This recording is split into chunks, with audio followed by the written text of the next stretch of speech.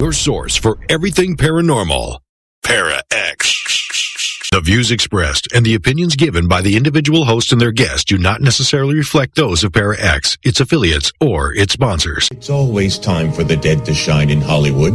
The legendary Dearly Departed Tours has stepped up their ghostly game by offering the Hollywood Ghosts and Legends Walking Tour. Dearly Departed has long been an orb of hope in the paranormal world, having been featured on television's Haunted History and Haunted Collector.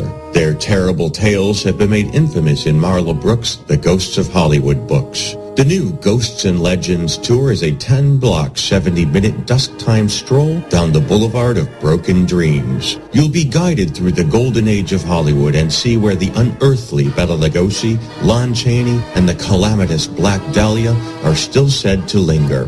You'll see Hollywood's Gothic hotels, legendary theaters, and restaurants, never forgetting their permanent occupants. No stranger to investigations, Dearly Departed Tours has first-hand knowledge of some of these hauntings. For details of the Hollywood Ghosts and Legends Walking Tour, find Dearly Departed Tours on Facebook, dearlydepartedtours.com, or call 1-855-600-DEAD.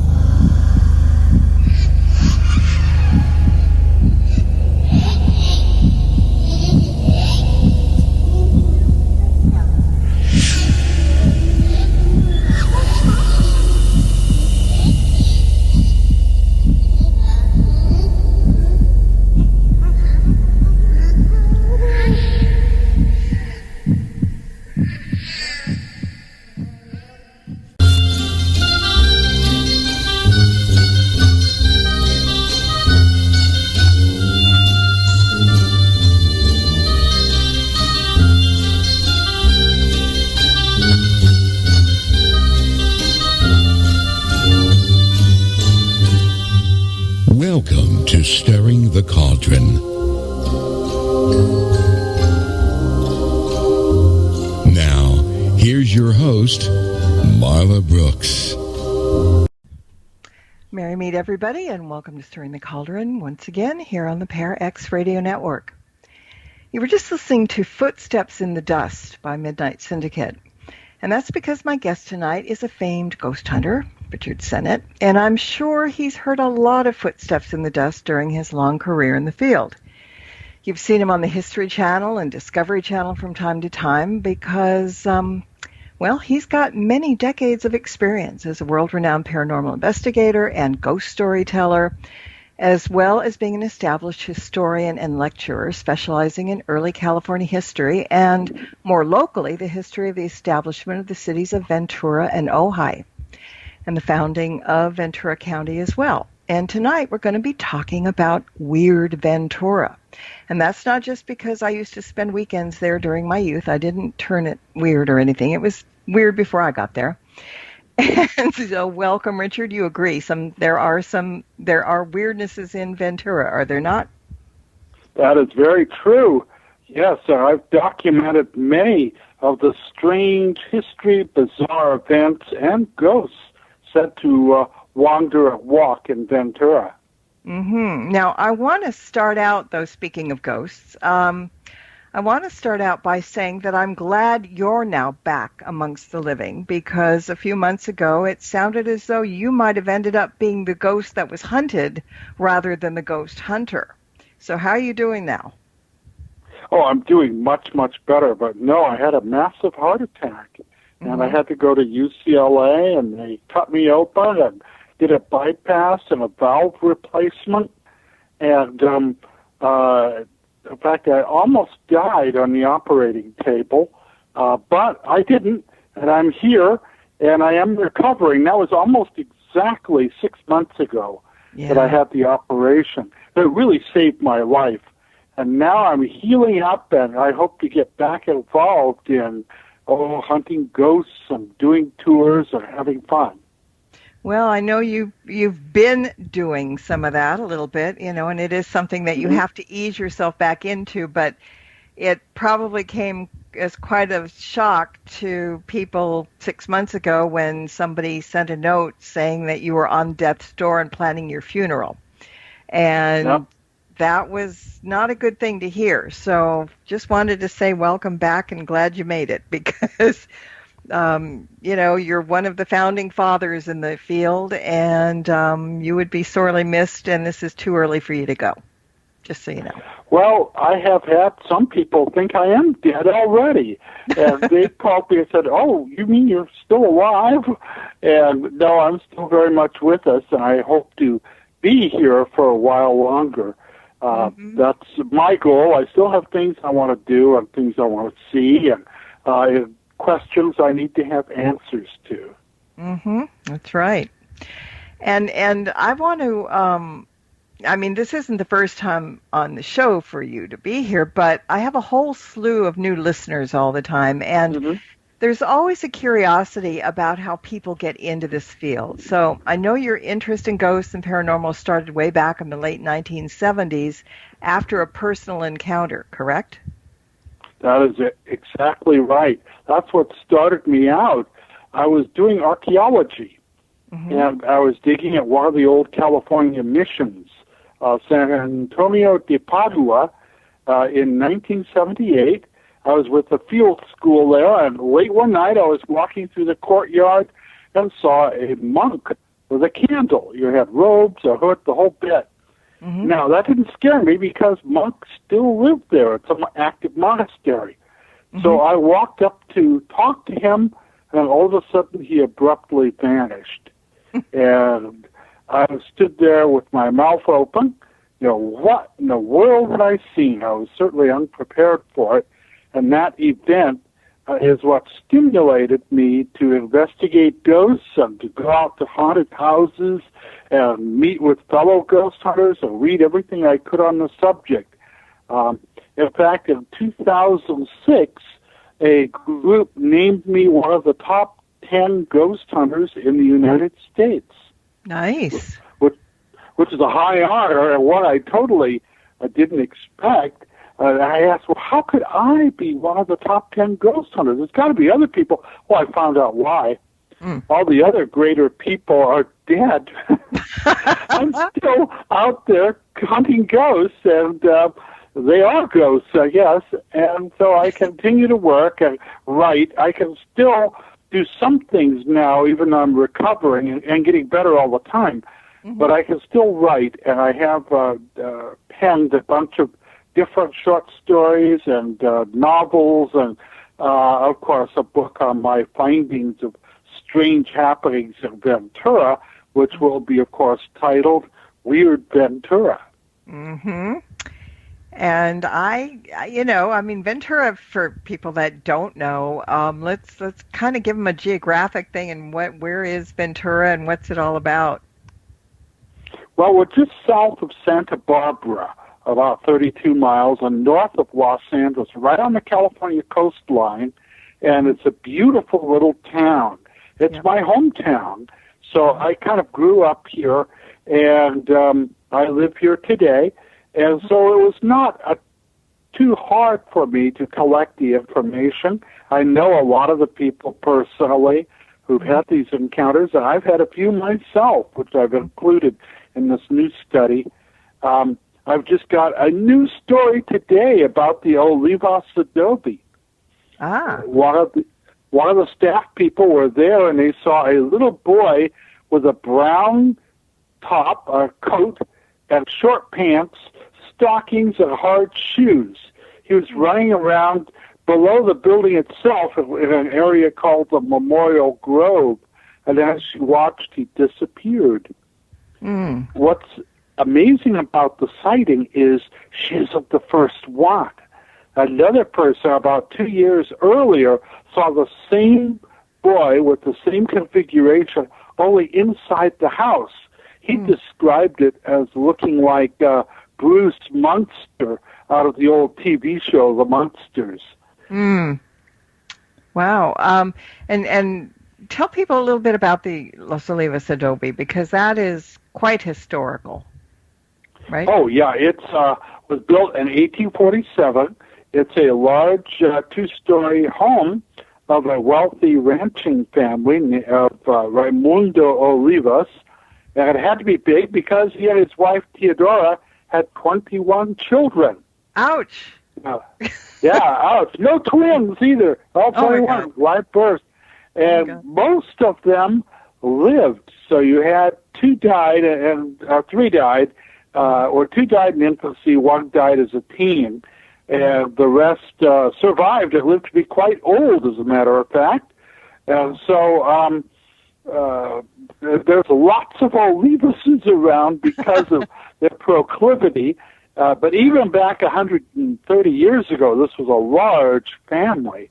But he was very rich, and he raised cattle. He's a cattle rancher. He was very politically active at the Treaty of Guadalupe Hidalgo, which ended the Mexican-American War. The Mexican government said, okay, we're ceding this land to you, but you have to promise us that everyone who lives there and wants to must be made a citizen of the United States. And we agreed to that. And so he, by terms of the treaty, he became an American citizen. And he used to vote and was a very active Republican of all things, and was very involved in local politics, and was quite a leader of the community in his day. So there's, right after it opened as a museum, when they fixed it up and made it a monument, people started to see ghosts there. That's dating back to about 2000. Well, actually, it was 1972, and they continue to see ghosts ever since then. We have a plethora. The little boy, we have a ghostly girl. The most seen ghost is a woman in a black dress. Now, who she is, we don't know. But we're out there trying to find out who it is. We've seen a ghost monk there on 2 occasions. We've seen a phantom woman wearing a bizarre dress.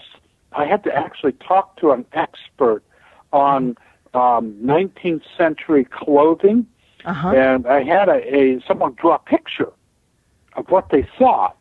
It's a strange-looking dress, and I went to this lady who's an expert and said, what in the world is this?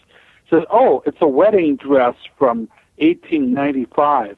Oh, wow. And it was seen in the chapel, and documents say that there were weddings there. So, remarkably, it wasn't a white dress. It was a kind of a pink dress. See, in those days, people didn't get married in white all the time. Today we always do. It's always white. But they had a whole poem figured out so you could actually determine how your marriage would be by the color of your wedding dress. And what was it? If you marry in blue, your love will be true. If you marry in white, you'll be all right. If you marry in yellow, you'll hate the fellow. Oh. If you if you marry in red, you'll wish you were dead. Oh, jeez. And then if you marry in black, you'll never come back. And if you marry in pink, or something like your fortunes will shrink, or something like that. That's this little ditty about what kind of dress you should wear for your wedding. So maybe she wound up regretting her marriage. I don't know, but she's there for some reason or other. Well, they're all there for some reason or other, aren't they? I mean, it's people will say, well, why does a ghost appear? And the stock glib answer is, well, because they can. And that may be true in some cases, but in your experience and research, when a particular spirit is back a lot or hangs out at a certain location, do you believe that they're there for more than just because they can, that each one has a particular reason for being there? Oh, I believe that firmly. But I also believe that ghosts are very complicated. There isn't a good, simple answer. A lot of them are, and other ghost hunters have pointed this out, they're there to finish up some unfinished task. Unfinished business brings ghosts back. Also, another reason they come back is to tell their story. They felt they've been wronged and they wish to seek justice. Sometimes they want to have prayers or some sort of ritual done for them. I've had several ghosts of Ventura, when we have been able to talk with them, say they wanted candles en masse performed in their honor because they didn't get one when they were on their deathbed. So there's a lot of reasons for it. I have found, what about ghosts? I found they're very emotional. They seem to be just globs of emotional energy. So they don't think a lot. There's not a logic there. It's just like, well, in a sense, they're a little bit like a fragment of a personality, not the whole personality. And sometimes, I mean, all right, so we were talking about the fact that they come back to settle a score or right a wrong or something, but there are so many that are attached to a location. It seems like they never get that done, in a sense. They're there to do it, but maybe there's no way to or something. What do you think? Well, I have a feeling that from another thing I've found out about ghosts is they do not seem to be aware of time. Right. They don't live on our same time frame. So what might appear to a ghost to be 2 or 3 weeks might actually be decades. So they don't respond in the same, they don't live in our time zone. Just occasionally do we actually correspond or, run into them at the very right time. I think you're right about one thing. Also, ghosts seem to have a lifespan. After a while, they sort of fade out. They're just no longer seen as apparitions or seen as globs of energy. And then finally, of course, they're gone altogether, no longer there. Do you think that may be because of reincarnation? It might be. Now, here we're getting into some interesting points. I don't believe everyone is ready to be reincarnated. Right. And this is my personal belief. I believe that there may be something in the other world that we have to do. Spiritualists believe that there's a place called Summerland where we go after we die. And maybe you need lessons to be learned there before you can reincarnate. Or maybe you reincarnate because you need to learn some sort of lesson. Kind of like not learning well in school and they hold you back. You have to do it all over again. Maybe that's kind of why the reincarnation exists. But there are many, many questions. That we're crossing the line from what we know about ghosts to something more religious and what we believe about ghosts. And that's just a matter of belief. And, any theory could be true or none of them. Yeah, and that's kind of the frustrating part because we surmise, and sometimes the evidence points to something that is, you can't argue it, you can't say it's anything but what it is, but at the same time, we still can't say 100% for sure. And that, I guess that's what keeps people out there looking and trying and learning. But I personally, I've said this before, I don't think we're supposed to know it all. As hard as we may try while we're alive, I think they can tease us, they can show us things, but I don't think we know the whole story until we get over there. What do you think? I think you're absolutely right. But it's the quest, not the answers, but the seeking of the answers. I have seen so many young people who are complete nerds, completely unable to function very well in the world, a few friends and stuff like that. I've seen them get into ghost hunting, and it changes them for the better. They actually become more social, they become more outgoing, and I've actually seen kids who are almost suicidal and get involved in this study, and they come out of it as more mature and more rational. So in a sense, I think it's the quest more than the destination. It's the trip we must take to find things within ourselves. Yeah, I agree, and that's a very good point, because there are people that walk around thinking, well, okay, I'm here for this lifetime, and then ashes to ashes, dust to dust. They shut the lights off. There's no more than that. And, I think that's sad. It scares me to think that people believe that, or at least don't have an open mind to think that there might be something else, because otherwise, what's the purpose of us being here? Even a fly probably has a better reason for being here than we would if we were just going to live our lives and then die. So it's really I agree. It's really important that... One thing I will say about ghosts is they give us, I believe, the best evidence for a post-death existence. If people come back as a ghost, that means that they can come back, that there are something else besides the grave. And hunting ghosts, I have become far more metaphysical.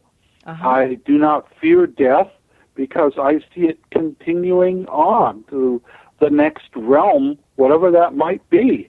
And in classical spiritualism, there are 7 spheres. And when we die, we leave this sphere and go to the next sphere called Summerland. And the bad news, though, in Summerland, you have to get a job or find a place to live. And you live a life there, and you meet people you knew in the life before. And then after a period of time, you leave Summerland and go to the next level up. And I think that's kind of comforting, that you will see your relatives again. You'll see the pets you lost in life. You will have a chance to grow and maybe learn some of the things that you didn't learn this time around. Yeah, it is the learning process, I think. And so I think when people realize that and believe it in any sense, I think that's more comforting. It's something that they will fear death less about, or some may, as people get older and older and older, may embrace it knowing that it isn't the end. It's just the beginning of something new. And so I think that's kind of one of the reasons that people are on this quest to kind of, it's comforting, like you said. Basically, it is. Well, I think a lot of the people who are into the ghost hunting culture, a lot of them are in it for all the wrong reasons. Yes. They're after a cheap thrill. They don't really want to document. They don't want to attempt communication. They don't want to learn about a ghost or why they might be there. They're just there to see it and feel the thrill, the chill, if you want, of ghost hunting. And that, if that's the reason you're going out looking for ghosts, then you go get another reason or find another hobby, because that's a very poor reason to do this sort of work. Yeah, race car driving will give you the same rush, right? It's true. Oh, yeah. Many other. But on the other hand, ghost hunting is one of the places. Now, there are few adventures left in our modern world. Now, we all can't be astronauts, or we can't even drive a Formula One race car. You can't do that. But anyone can be a ghost hunter. All you need is a few simple tools, a camera, a flashlight, at a list of haunted places and enough courage to go out and seek something. So it is perhaps one of the last great adventures left in our modern world. Mm-hmm. Exactly. And it is an adventure if you do it right. And if you don't do it right, and you and I have talked about this before, you could be in a world of hurt, both emotionally and physically. So, True.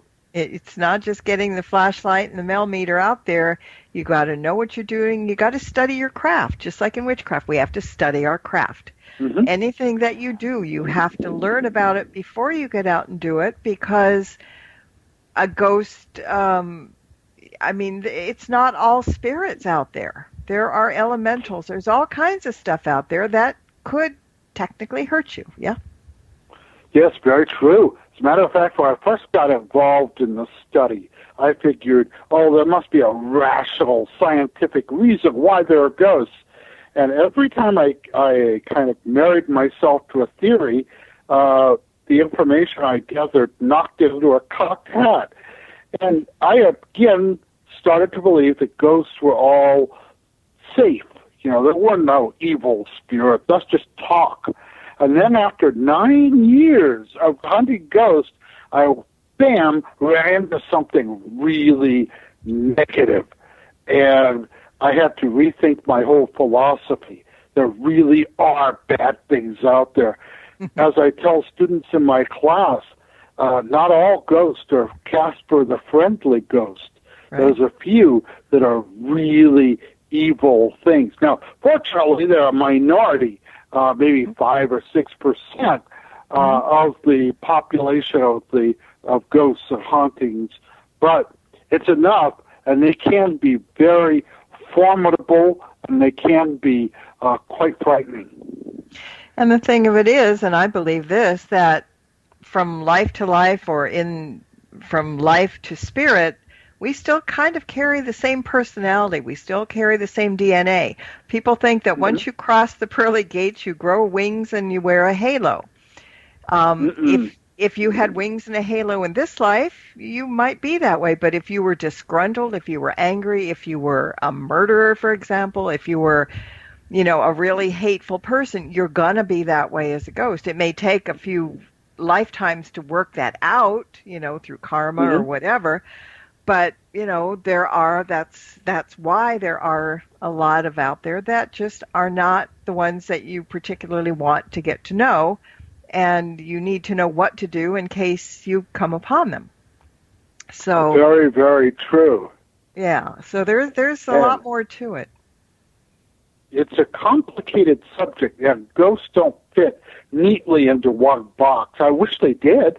Wouldn't it be great if ghosts were just spirits of the dead, and we could, do something at that point? But they're not. Some are, as you mentioned, elementals. Some of them are projections of living minds. Some are even warps in the fabric of time. So when we see a ghost, it may not be a spirit at all. We just simply might be looking back 100 or 200 years when that person was really standing right there on that same site, like that monk.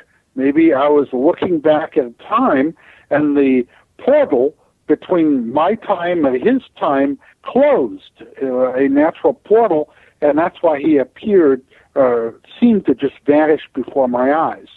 So there's lots of stuff we don't know about, and that's it. We're walking in an unknown country, and as such, it can be dangerous.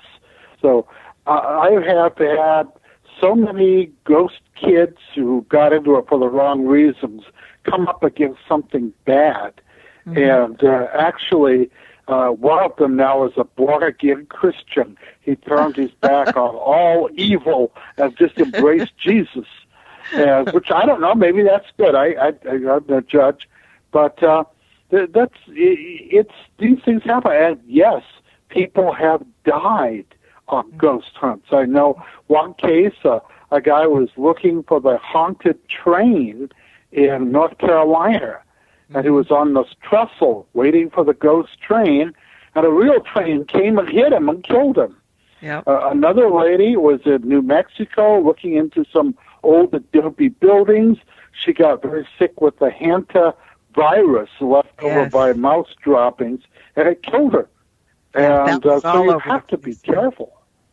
You do. Well, you heard about that case. Yeah, everybody heard about that case. It was like, oh boy, but it's true. You have to know where you're going and what you're doing. And okay, so people think that all ghosty, haunted places are old and decrepit and scary.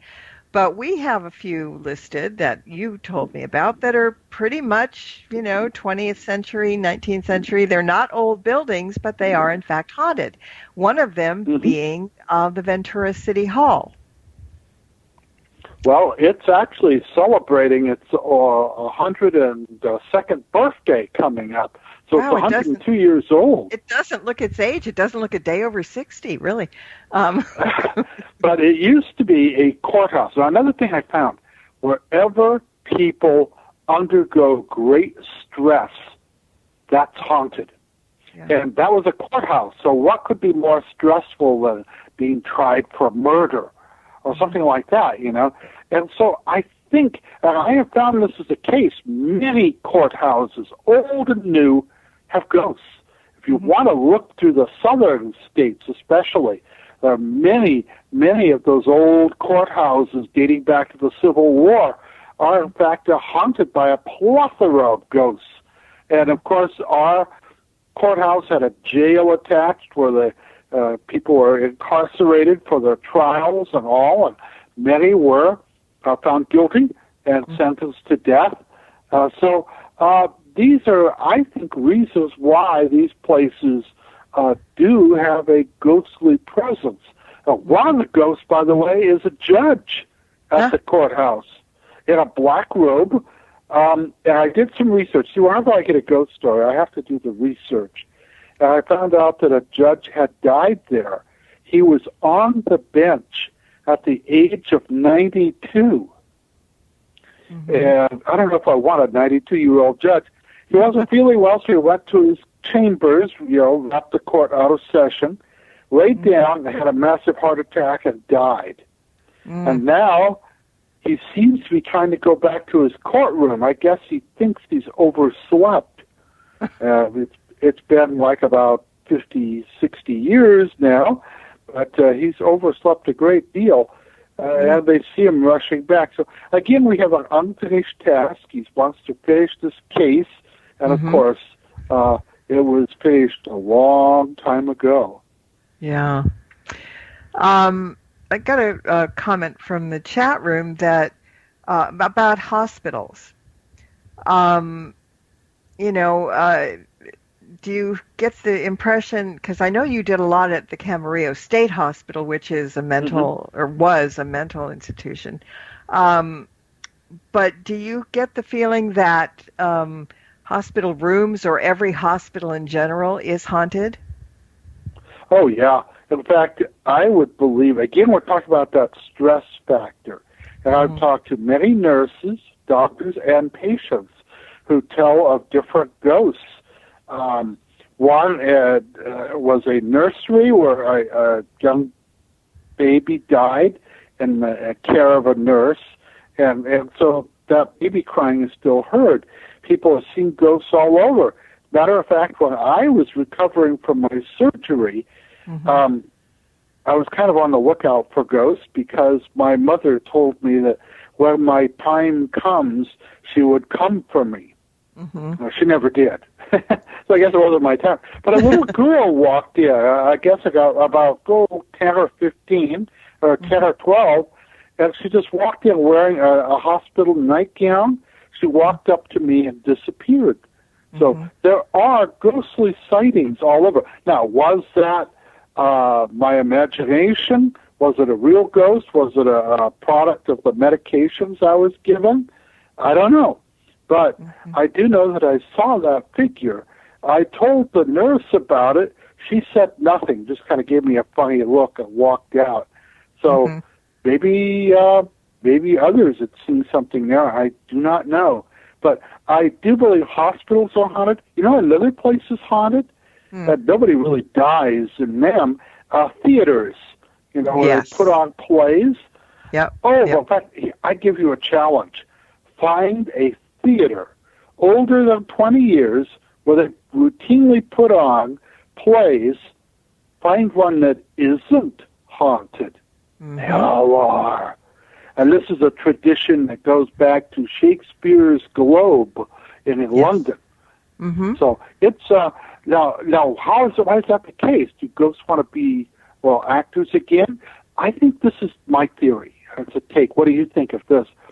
Actors create a character to play in a play.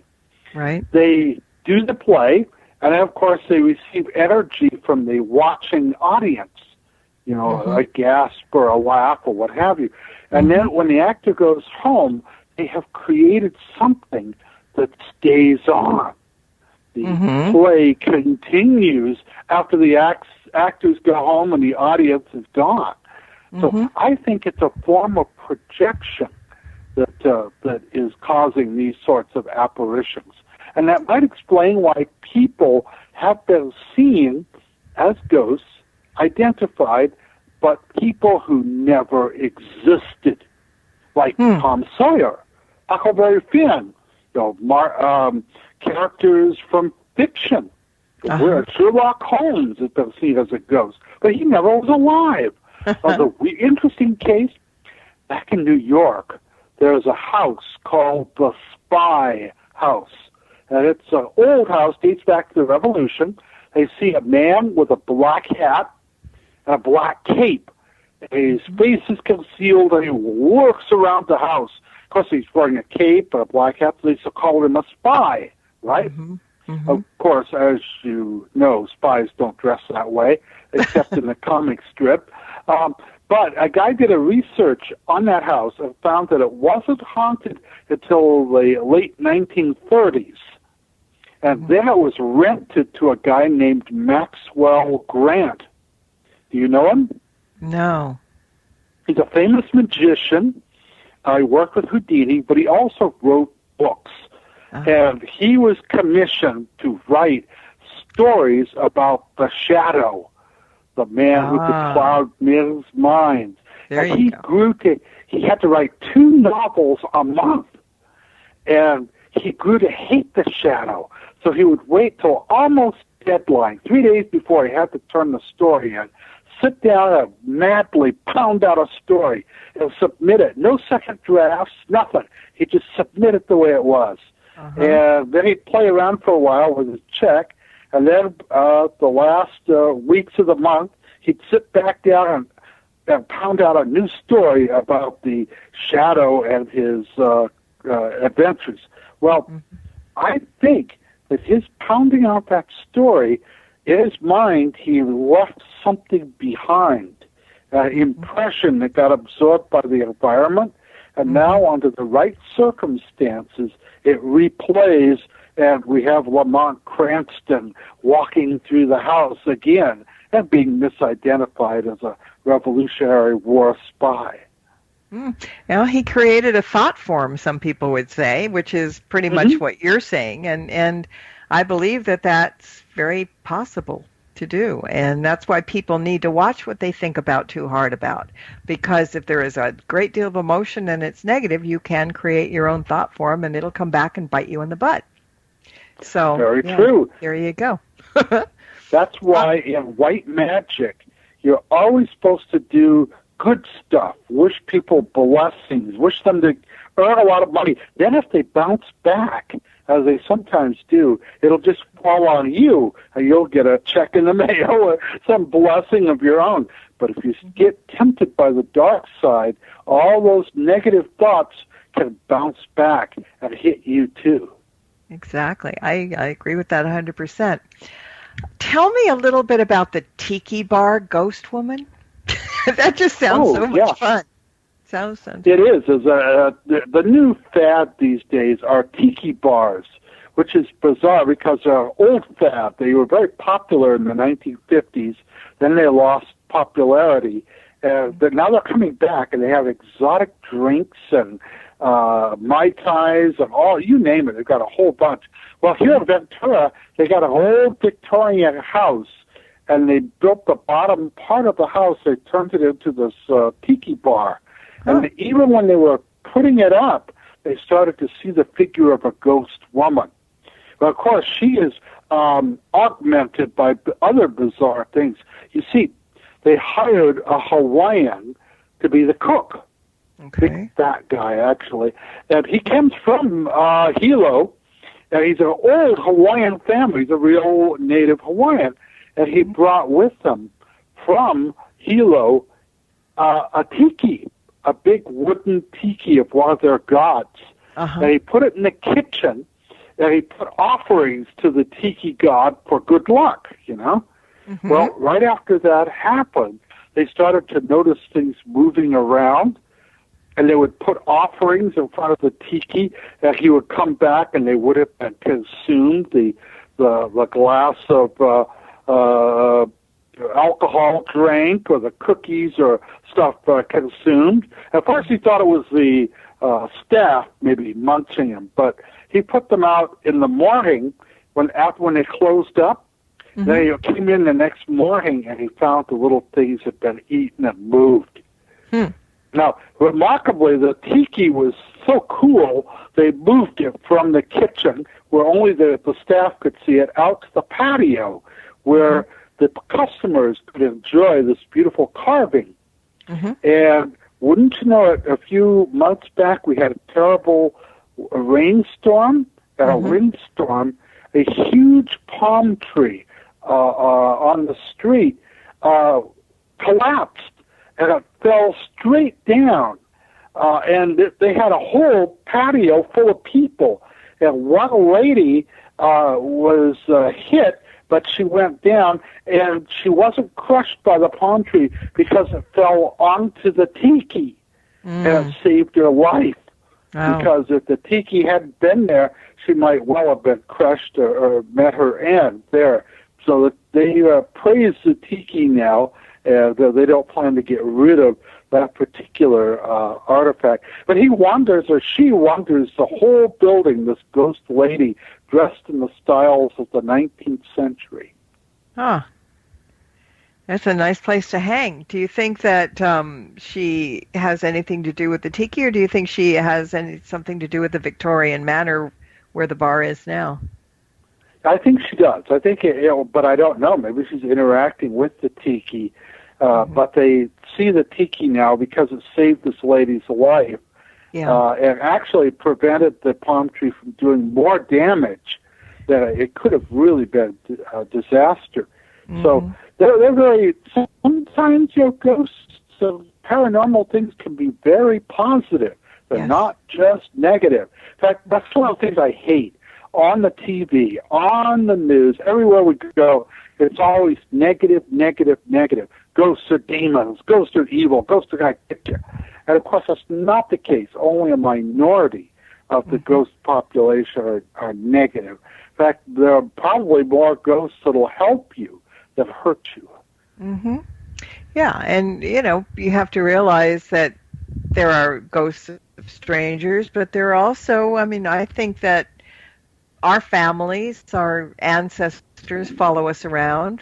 I think they're around. I think there's also people that pop in and out for, whatever reason. But I don't think there's any, and you can argue, you can point out that you don't think I'm correct, but I don't think there is an inch of space on this whole planet that isn't haunted in some way. I agree 100%. Okay. I've got a cool story. A lady who lives in Port Hueneme, and she's a member of a scientist who works for the Navy, and she goes what they call on the ice. We have in Antarctica a base called McMurdo, and of course the temperature gets over 200 degrees below zero. And if you go out at night, even with parkas and all that, you can freeze to death in just minutes. It's a horrible place. Of course, they're all indoors, inside, and they do tests and they do studies. And they pay a good deal. They pay a good price, but you're stuck down there all during the winter for, months.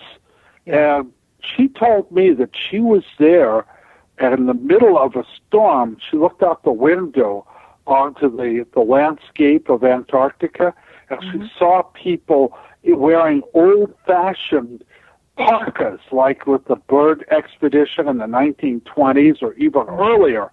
And she knows it was so cold, it couldn't be living people out there. So even though this is the most desolate area you could imagine, ghosts are found even there, the ghosts of these early explorers. Yeah, it's just logical. If you figure out how many people have lived on this earth since we started counting, we don't have enough fingers and toes to figure that out, right? Yeah, it's many, many billions. Yeah. And, not all of them turn around and jump back and reincarnate, if you believe that, or whatever. They are here for a reason. It just, it's the old saying, just because you don't see them doesn't mean they're not there. That's true. The best analogy I've used in class is you look at a fan. When the blades aren't turning, you can see them. But if you turn the fan on and it begins to spin, they become invisible. And it's a different vibration. And I think ghosts are like that. And only occasionally, under the right circumstances, will you see a ghost. And I think everyone's psychic. I mean, it isn't just reserved for a few, but it has to be the exact right time, the exact right place, and then maybe you'll have this chance encounter. And I think everybody has that encounter. I just think that some people have seen ghosts and stuff, but didn't pay attention, didn't realize that that's what it was, because, as you know, some of them come through looking like solid people. Very true. I think everybody's seen a ghost. I really do, but at least one. But whether you know it or not is something else. Henry in the chat room wonders if you have a most favorite place to investigate. Well, my most favorite place is the one I'm planning to be at on Halloween night, and that's the Olivas Adobe, where I've done a complete study of that place over the years. But that's one of my most favorite haunted places. Other places include all of the California missions. And guess what? They all are haunted. And some cemeteries, like the Nordhoff Cemetery in Ojai, that's a favorite of mine, very haunted, and the Hollywood Memorial Cemetery down in Hollywood. That is very haunted. I've been there so many times over the years. Me too. And lots of hotels are haunted, and they're easy to get into. The Glen Tavern Inn, located in Santa Paula, has been featured in a lot of TV shows. That's a very haunted place, as well as the Pierpont Inn in Ventura, and there's a number of other ones throughout the area. Oh, down in San Diego, there's a beautiful Victorian hotel. They moved it brick by brick. It's a Horton Grand Hotel. Wow. And it's well over 100 years old. Yes, it's really haunted. And it's in the Gaslight District. And most of the ghosts are linked to room 210 or on the 4th floor. I may have ran into the ghost of Wyatt Earp there. Wow. At least some fellow with a funny droopy mustache. It might have been him, might have been somebody else. But he used to live there, as a matter of fact, remarkably. I later found out. I didn't know that at the time. And so so the Horton Grand is a great place to go. By the way, if you go, you got to go for their high tea. It's the best high tea I've been to since London. So it's really a great place to go. And of course, the Gaslight District is always a great deal of fun, as is the Old Town section of San Diego. And so, you're talking about, pretty much for people who don't geographically know, San Diego is about as south as you can get in California before you step over the border to Mexico. And then we're going all the way up to like Santa Barbara and up there, which is way up north. And that kind of reminds me the trail of the California missions, because they follow El Camino Real, all the way from the south, way the heck up to the north, right? That's correct. 650 miles long. And it linked all of the missions, most of the ranchos, many of the adobes are all on that one route, which is a little bit, kind of follows, not exactly, Highway 101 as we go.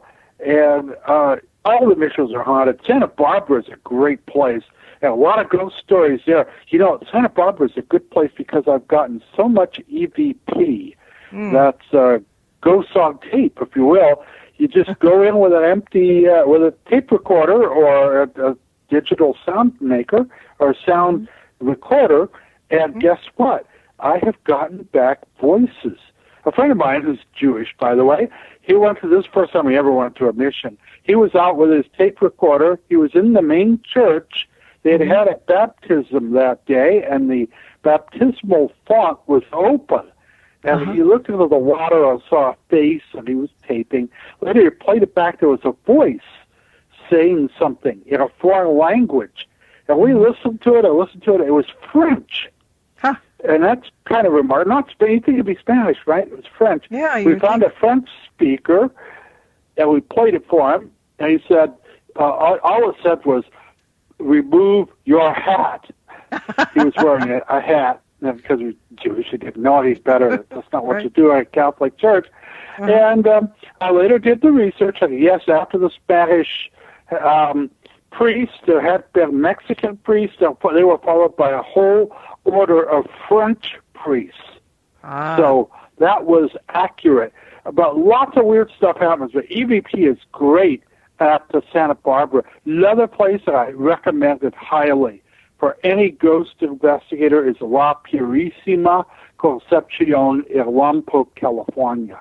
A lot of ghosts there, and for good reason. There was a horrible battle. The natives rose up in rebellion, and lots of folks died, which is always a bad thing, or a great cause for ghosts. And they seemingly are still there from that battle of 1824. But they also seen a padre, too. In fact, at all the missions, we tend to see padres and ladies in white more often than we do Native American people. Right. I want to get a quick question in from the chat room because we're running out of time.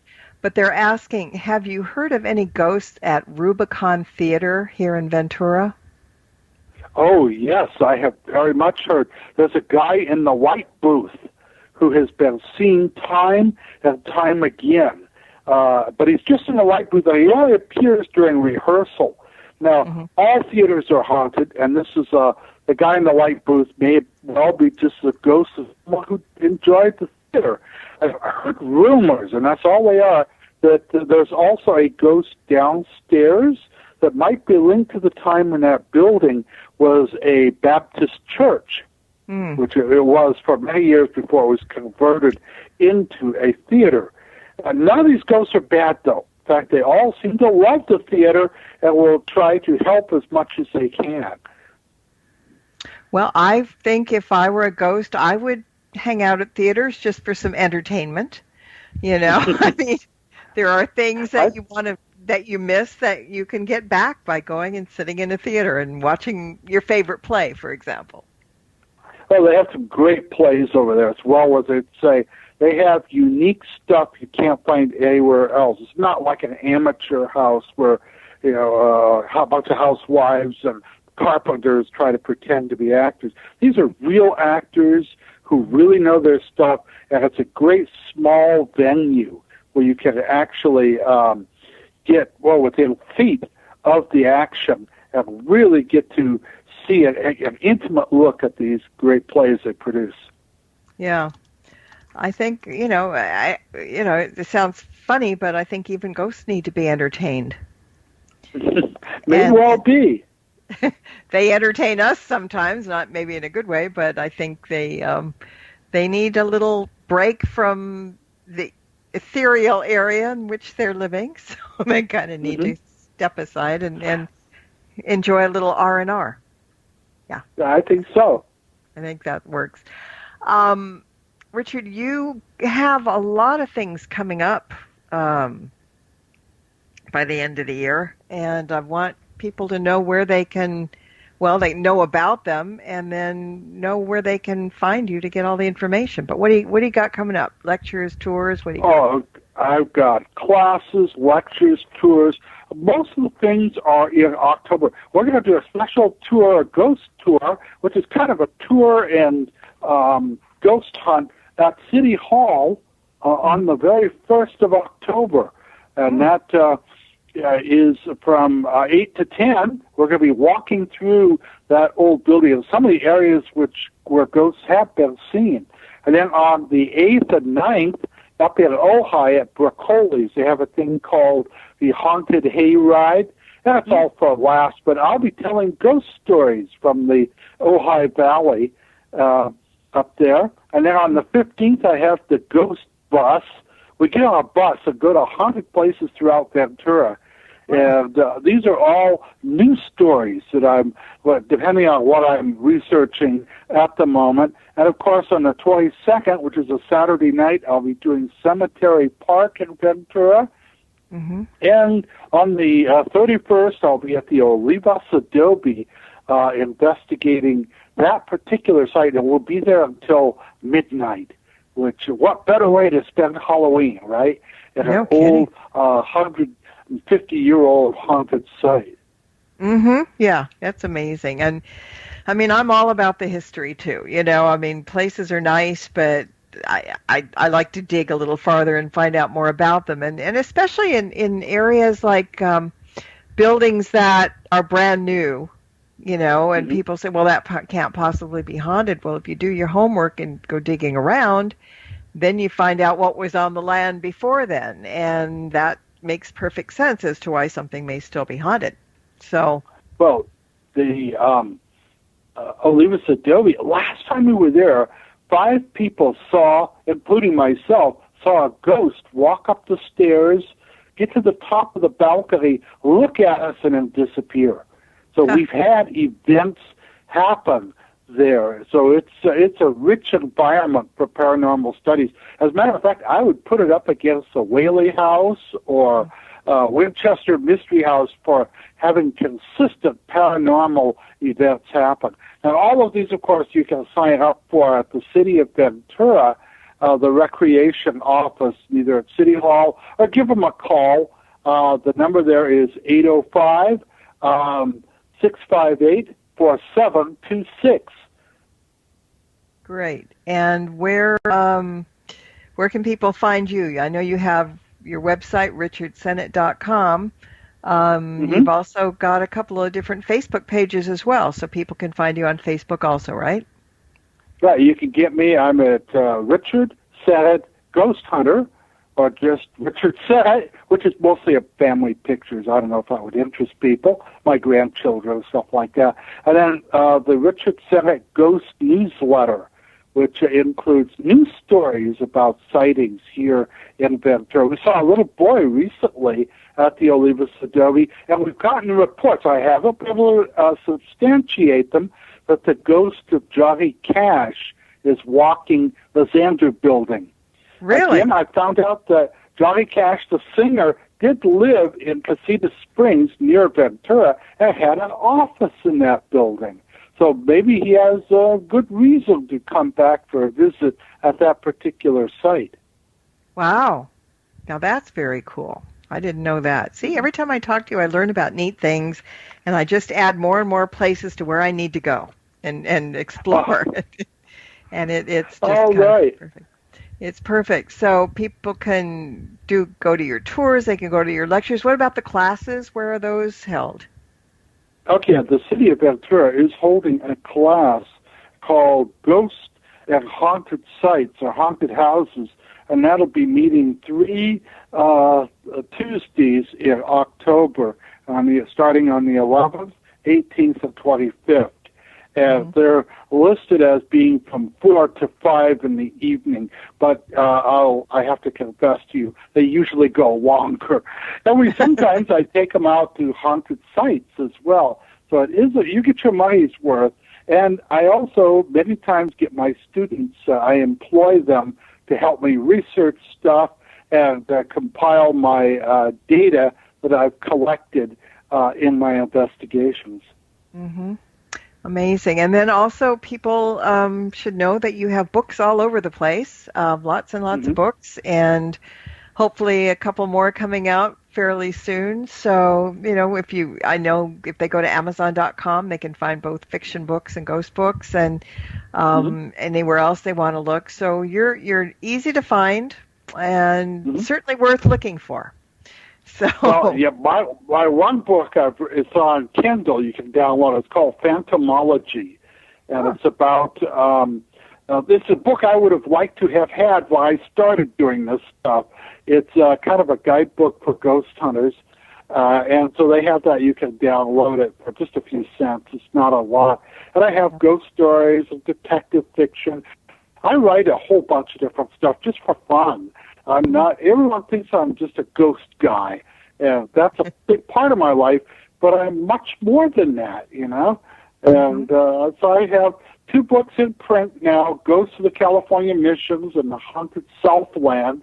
And I'm soon to have on the 1st of October Weird Ventura, which I'm working on at the moment. Great.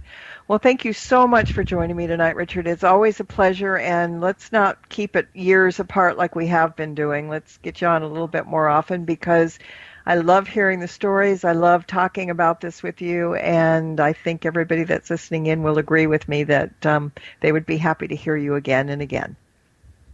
Oh, good. Thank you very much. I've had a great deal of fun, and as I say, anytime, just give me a call. Okay, will do. Thank you. And someday I'm going to head up to your area and knock on your door, but I'll give you warning. No worry about it. Oh, good show. All right. Well, thank you again, and everybody that's listening in, thank you tonight. And until next time, everybody, blessed be and merry meet again. Good night. This has been another edition of Stirring the Cauldron with Marla Brooks. Be sure to tune in next week at this same time for another great guest and more cauldron stirring. Any rebroadcast or other use of this program without explicit permission is strictly prohibited. Copyright 2014. Moonlight Hall by Kevin MacLeod, licensed through Incompetech.com.